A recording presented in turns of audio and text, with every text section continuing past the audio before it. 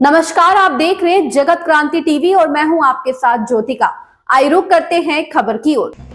जनता के स्वास्थ्य से खिलवाड़ कर रहे फर्जी डॉक्टरों पर स्वास्थ्य विभाग ने शिकंजा कसा।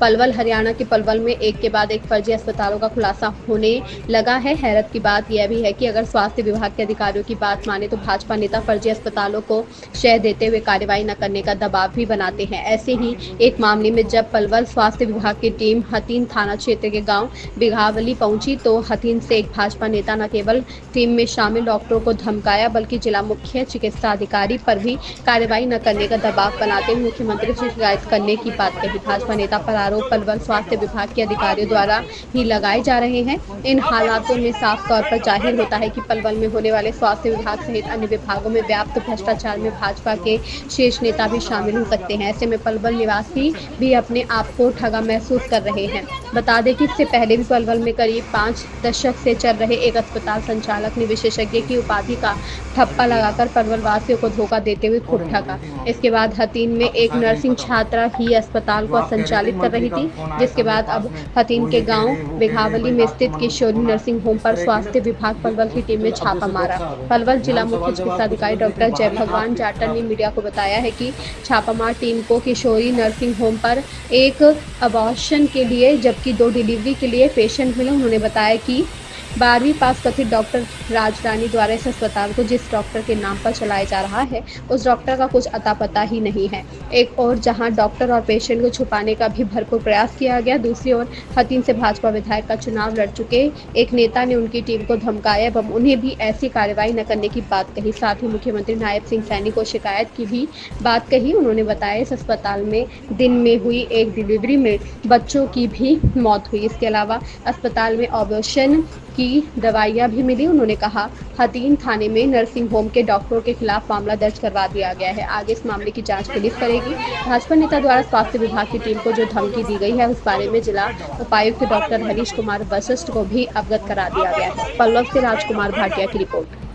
मेरे को जो है कल शाम को 7 बजे इन्फॉर्मेशन मिली थी कि गांव बिघावली ब्लॉक जो हथीन है उसमें कोई किशोरी नर्सिंग होम है, उसमें कोई फर्जी डॉक्टर है। वो रात को 2 डिलीवरी के पेशेंट वहाँ पे एडमिट हैं और वो एक जो एमटीपी का भी कोई पेशेंट है तो उनकी गर्भपात करेंगे और डिलीवरी करेंगे। तो उसी के संज्ञान लेते हुए मैंने जो हमारे डिप्टी सीएमओ डॉक्टर राहुल हैं, डॉक्टर परवीन, डॉक्टर नवीन शर्मा और डॉक्टर जागृति जो लेडी मेडिकल अफसर हैं और हमारे जो लीगल एडवाइज़र हैं कोमल, इनकी रात को टीम बनाई और ये टीम वहाँ पर रात को 8 बजे पहुँची है और इन्होंने वहाँ पे 8 बजे से 12 बजे तक जो है वहाँ पे इन्होंने रेड की है। उस दौरान वहाँ पे 2 पेशेंट एडमिट थे और एक कोई डॉक्टर राजरानी है जो अपने आप को डॉक्टर प्रोजेक्ट करती है और वो 12th पास है, उसके पास कोई भी डिग्री डॉक्टरी की नहीं थी और वहाँ पे 2 पेशेंट थे। तो हमारी टीम को देखते हुए उन्होंने उसको लॉक कर लिया अपने रूम को। तो इन्होंने जो है ये पुलिस भी साथ लेके गए थे तो उसको बाथरूम से निकाल के लाए हैं। लेडी पुलिस भी साथ थी और जो पेशेंट थे उनको भी लॉक कर लिया था। उन दोनों पेशेंट को भी हमने निकाला और उसके बाद जो इंस्पेक्शन किया गया तो उन पेशेंट ने भी माना कि ये जो डॉक्टर है डॉक्टर राजरानी, जिसके पास कोई भी डिग्री डॉक्टरी की नहीं मिली, वो 12th पास है, उसने खुद भी एडमिट किया कि मैंने इन पेशेंट की जो है डिलीवरी की है। और उन जो 2 पेशेंट थे हमने एक पेशेंट को तो यहाँ सिविल हॉस्पिटल भेजा और एक उन्होंने ही अपने आप नलड़ मेडिकल कॉलेज में भेजा था। जब इन्वेस्टिगेशन की गई तो उनके परिजनों ने बताया कि बीच में जो एक डिलीवरी जो दिन में हुई थी और डॉक्टर राजरानी ने रेफ़र की थी, उस बच्चे की भी वहाँ पे रास्ते में डेथ हो गई है। तो वो मैटर जो पुलिस है इन्वेस्टिगेट कर रही है। तो हमारी टीम ने उनके कब्जे से जो एमटीपी की किट है वो और डिलीवरी के अंदर जो औजार यूज़ होते हैं वो, सक्शन मशीन और जो डिलीवरी की जो मेडिसिन यूज़ होती हैं, बहुत सारी चीज़ें हैं वो जब्त की हैं। और हमारी टीम ने drug and cosmetic act, MTP act, national medical council act और बीएनएस की धाराओं के तहत थाना जो हथीन में पुलिस एफआईआर दर्ज करवाई है। तो किसी की गिरफ्तारी, कितने लोगों के खिलाफ मामला दर्ज किया गया? ये 2 डॉक्टर हैं, एक तो जो ये फर्जी डॉक्टर है डॉक्टर राजरानी, एक ये और एक डॉक्टर शहनाज है जिसका वो नाम यूज करती थी।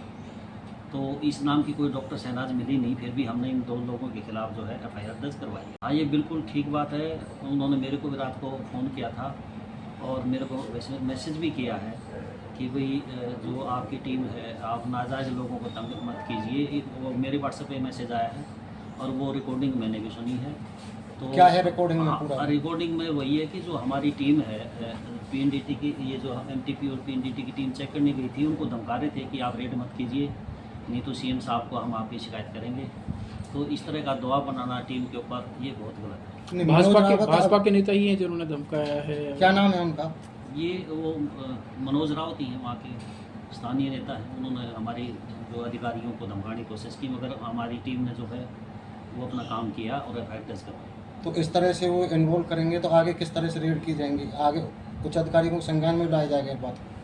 नहीं, बिल्कुल, ये मैं इस मामले को मैं DC साहब के संज्ञान में, मैंने DC साहब को भी मैसेज भेजा है और वो रिकॉर्डिंग भी मैं DC साहब को भेजी है।